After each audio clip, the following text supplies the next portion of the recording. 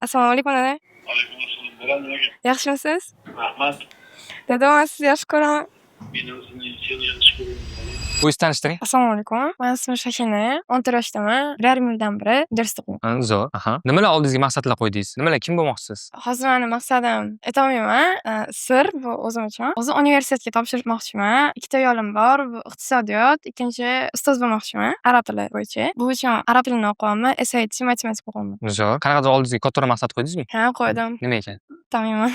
Aytib qo'ysam ushalmaydiganga o'xshagan narsa emasmi? Yo'q. Aytib qo'yavering unda. Ota-onamga iloji bo'lsa akademiya bermoqchiman. U ham endi hozir men uni qilolmayman, lekin kelajakda harakat qilaman demoqchiman. Zo'r. O'zimga masalan boshqalar ishonishmaydi-da, men unaqa qila olaman deb ishonishmaydi. O'shaning uchun bundan qo'rqaman boshqalarga. Qarshiliklar.